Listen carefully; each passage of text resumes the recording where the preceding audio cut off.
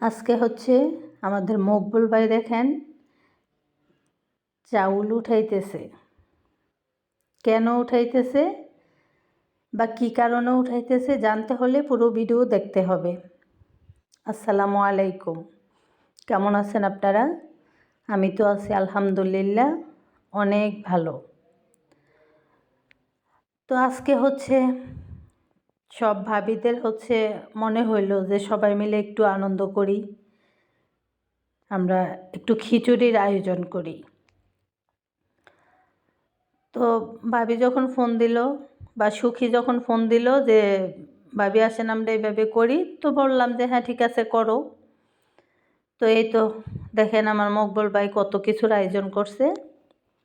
ও হচ্ছে বাজার থেকে গিয়ে হলো 5 কেজির মতো মুরগি নিয়ে আসছে, মিষ্টি কুমড়া, ফুলকপি, আলু, তারপরে হচ্ছে আর ডাল। তো 3 কেজির মতো 2.5-3 কেজির মতো ডাল আনছে। তো আর আমার ঘরে যতটুকু মসুরির ডাল ছিল ওইগুলোও দিছি। তো যেগুলো আছে না ওইগুলাতেই ইনশাল্লাহ হয়ে যাবে, সে কারণে আর কোনো কিছু আনলাম না। তো পেঁয়াজ আনতে ভুলে গেছে, তো আর কি করার, পেঁয়াজ হইলো সবার এখান থেকে 4টা-5টা করে নিছি। অনেকগুলা কিন্তু হয়ে গেছে, সবগুলা তো আর ভিডিওতে আসে নাই। কারণ হচ্ছে আমির ভাইয়ের বউ দিছে 4-5টা, জাকির ভাইয়ের বউ দিছে 4-5টা, সুখী দিছে, তারপরে হচ্ছে সুখীর আম্মা যে কাকি দিছে, তারপরে মকবলের আম্মা যে কাকি দিছে। তো সবাই মিলে অনেকগুলো হয়ে গেছে। আরও যদি নিতাম তাহলে আরও অনেক বেশি হয়ে যেত, কারণ সবার কাছ থেকে তো নেওয়া সম্ভব না। চাল যদি সবার কাছ থেকে নিতাম তাহলে তো আরও অনেক হইতো।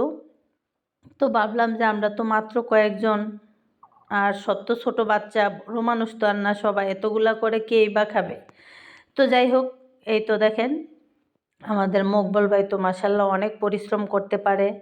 ও হচ্ছে যেখানে রান্না করবে ওইখানে হচ্ছে চুলা বানাইলো, তারপরে এই যে পানি, আমাদের ভাই হচ্ছে পানিও পুকুর থেকে আইনা দিছে, আমরা দুইয়া কাইটা কুইটা রেডি করে দিছি। রান্না থেকে শুরু করে এভরিথিং ও করছে।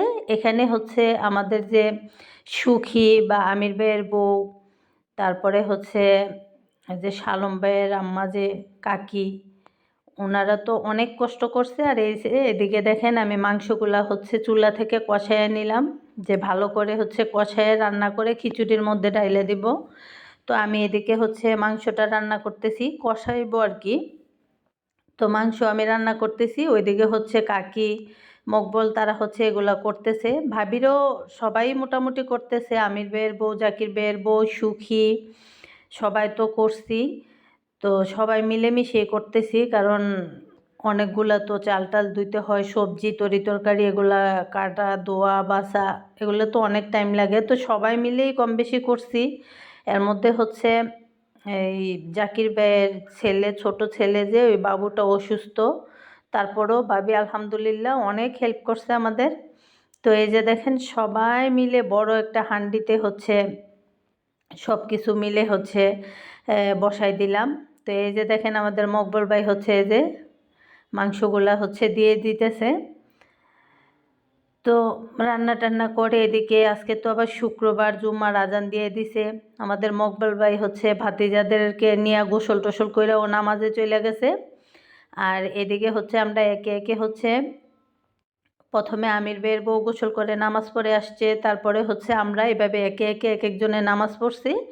তো নামাজের পরে হচ্ছে এদিকে তো আইসা দেখি আমার ছেলেরা খায় নাই, সকাল থেকে কিছু খায় নাই।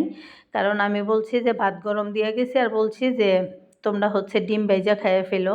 ছেলেরা খায় নাই, তো তাড়াহুড়া করে বাসায় এসে যখন দেখি ছেলেরা খায় নাই, তো বড় ছেলের একটু জ্বর জ্বর ভাব, শরীরটা ভালো না।